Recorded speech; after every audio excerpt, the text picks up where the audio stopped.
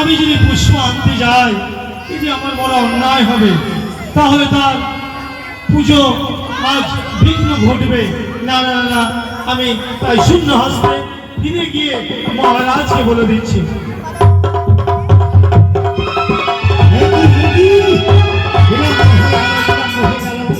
আজ আমার দেবারে উৎসবে পুষ্পাঞ্জলি দিতে হবে, তাই তো মহারাজ।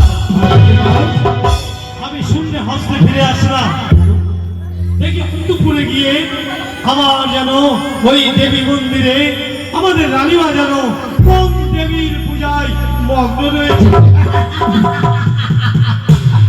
কি বললেন? আপনাদের রানীমা পুজোয় মগ্ন?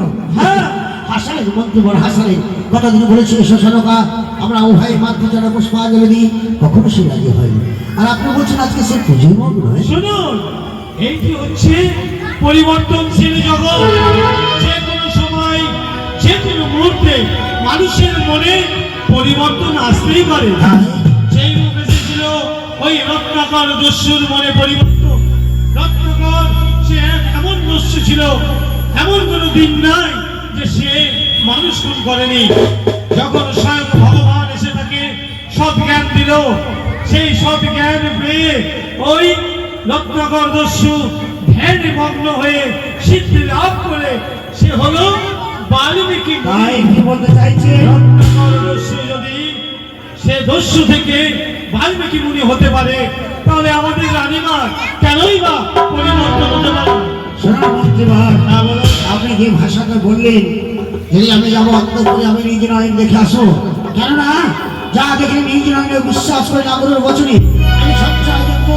যদি সত্য হয় তাহলে মুক্ত, তাহলে আপনাকে আমার অন্ধকার ঘুরে ঘুরে। শুনুন, যদি মিথ্যা হয় তাহলে আপনি যে শাস্তি দিবেন আমি মাথা পেতে গ্রহণ করব।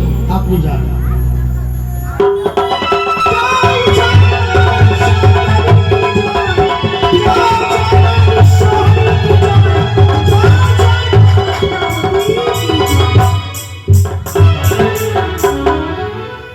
চমৎকার বানিয়েছি, খুব সুন্দর বানিয়েছি।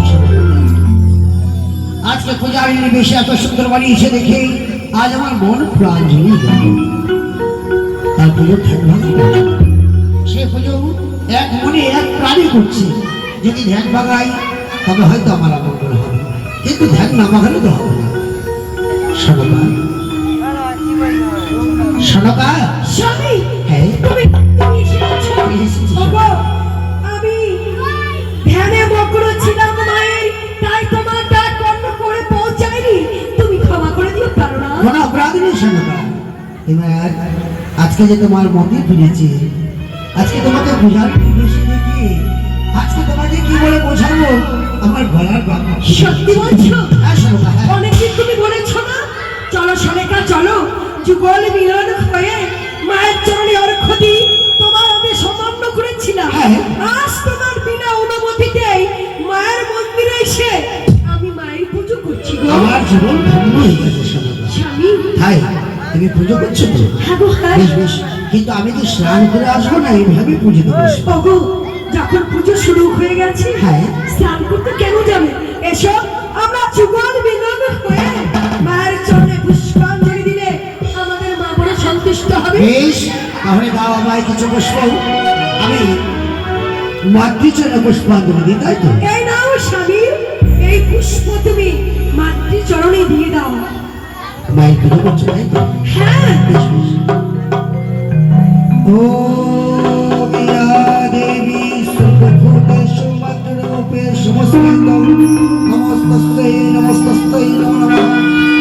সর্বমঙ্গলে শিবে সর্বার্থসাধিকে সর্বপ্রীতমে গৌরী নারায়ণী নমস্তুতে।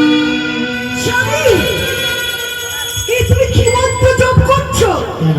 মায়ের তো এই মন্ত্র নয়, তবে এই মায়ের তো অন্য মন্ত্র আছে গো। এই মায়ের অন্য মন্ত্র?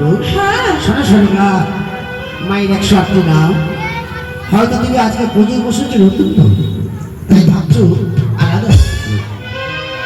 দেখো না, এই যে নতুন মা, নতুন মা? আমি নতুন মায়ের পুজো করছি, এই মন্ত্র কি করে হতে পারে? তারপরে কোন মায়ের পুজো করছো তুমি নাম জানো না? নাম তো জানি গো।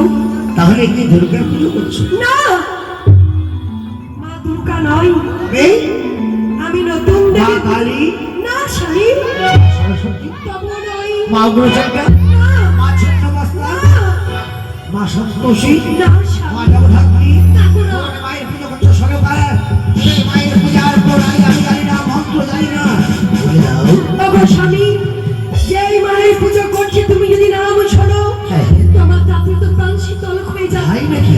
এই মায়ের এমনই মহিমা, নির্ধনীকে ধন দেয়, অপুত্রকে পুত্র দেয়, যার চক্ষু নেই তাকে চক্ষু ফিরিয়ে দেয়। যে দেখো পুজো করার সঙ্গে সঙ্গে সারা চক্ষুরা স্বর্ণময় হয়ে গেছে। বেশ, বেশ, বেশ, মায়ের সরকার। এই দেবীর নাম হচ্ছে চতুর্ভুজা ত্রিনয়ন জগজ্জননী মা মনসা। এই কি করলে? ছি, ছি, ছি, ছি, ছি। কি হলো স্বামী? পুষ্প তুমি ছুঁড়ে দিলে কেন? সরকার, এমন দেবীর পুষ্প তুমি আমার হাতে দিয়েছো। হাত দিয়ে যদি আমার এখন তরবারি থাকতো, আমার হাত থেকে আমি কেটে দিতাম। শোনো, শোনো, মানুষ মাত্রা ভুল হয়, তাই তোমার মায়ের ঘর বাড়ি নিয়ে গিয়ে এক্ষুনি আস্তা করে ছুড়ে ফেলে দাও। চুপ করো স্বামী, ও কথা বল পাপ হবে। এই মায়ের ঘর বাড়ি আমি ছুঁড়ে দিতে পারবো না, কথা দিয়েছি। এই দেহে যতক্ষণ প্রাণ থাকবে এই মায়ের ঘর বাড়িকে অপমান অমর্যাদা আমি কিছুতেই করব না। সরকার, বলে গেলে না তুমি আমার স্ত্রী। স্বামীর আদেশ পালন করা হচ্ছে স্ত্রীর কর্তব্য। জানি, স্বামী, জানি। আমি বলি, এই তুমি নিজের খাদ নেই, গভীর নিঃস্ব আমার ঘরে তুমি অতি শীঘ্র গঙ্গা জলে না, বিসর্জন করিস। এই পূজা আমি বন্ধ করতে পারবো না স্বামী। কি বললি? আমি জানি নারীদের ধর্ম কর্তব্য স্বামী আদেশ পালন করা, কিন্তু এই নিষ্ঠুর আদেশ আমি কিছুতেই পালন করবো না। তুমি আমার আদেশ পালন করবে না, তাই না? না স্বামী, না, আমি পারবো না পূজা বন্ধ করতে। শোনো, শোনো, শোনো, শোনো। তোমাকে আমি পরীক্ষা করছিলাম, কি পরীক্ষা স্বামী? কিছুক্ষণ জন্য পরীক্ষা করছিলাম তুমি কতটা মায়ের প্রতি শ্রদ্ধা ভক্তি রেখেছো, মায়ের প্রতি তোমার কতটা ভালোবাসা এসেছে, তাই তোমাকে আমি পরীক্ষা করছি। সত্যি বলছো? তাহলে আর কেন বিলম্ব গো? শোনো, আমরা দুজনে মিলে মায়ের চরণে পুষ্পাঞ্জলি দিই, অর্ঘ্য দান অবশ্যই, করি। অবশ্যই। কিন্তু তুমি আমার কয়েকটি কথার উত্তর দেবে। কি গো? তুমি যে মায়ের পুজো করছো, কতক্ষণ ধরে করছো? বেশ কিছুক্ষণ হয়ে গেল এ মায়ের পুজো অর্চনা করছি, শুরু করেছি, কিন্তু মায়ের পুজো এখনো শেষ হয়নি গো। মায়ের দেখা পেয়েছো? না, দেখা পাবে না শোনো। তুমি তোমার মায়ের পূজার প্রণালী তুমি জানো না, আর আমি যেভাবে শিখিয়ে দেবো সেভাবে তুমি যদি পুজো করো তোমার মায়ের সাক্ষাৎ পাবে। সত্যি বলছো? তাহলে বলে দাও স্বামী, বলে দাও কোন প্রণালীতে পুজো করলে মা আমার সামনে এই ঘটে অদৃষ্টান হবে? করবে তো? আমার কথা মতো তুমি মায়ের পুজো করবে, তাই তো? হ্যাঁ। বেশ, বেশ। তবে শোনো শোনো, এসো আমার বাম পাশে। তোমার মাকে পুজো করতে গেলে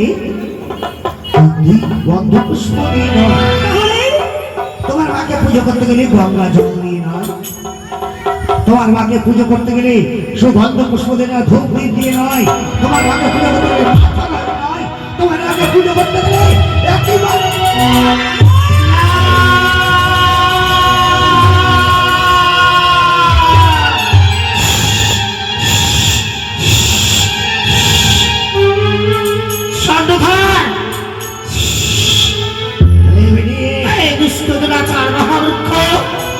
এত করে সত্তা তুই আমার ঘর ভেঙে ছোট করে দিয়েছিস স্যার।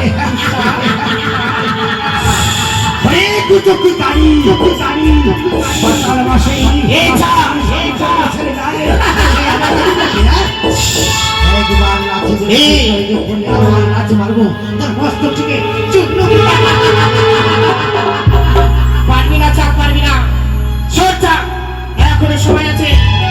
মা বলে একবার চরণে ধরিবার, আমি তোকে ক্ষমা করে দেবো। চা ভুলে গেছিস ভাই স্বামীর কথা? সেদিন আমার সামান্য অপরাধের জন্য তোর অভিশাপে মর্তভাবে এসেছি মানব রূপে। আমি সেদিন বলেছিলাম যতক্ষণ তোর চরণে পুষ্পাঞ্জলি না দেবো ততক্ষণ তোকে দেবী বলে কেউ স্বীকার করবে না। এই চা ভুলে যাস না, তুমি যাওয়ার বিশ্ব দেবতা ধরে লোকাবে ধরিয়া বলেছে ঈশ্বর ঈশ্বর, তুই সামান্য মানব হয়ে দেবীর সঙ্গে করিস না বাদ। তোর সঙ্গে আমার ভাই তোর সঙ্গে আমার লাভ, এক্ষুনি আমার এই চম্পলা রাজ্য থেকে চলে যাবি।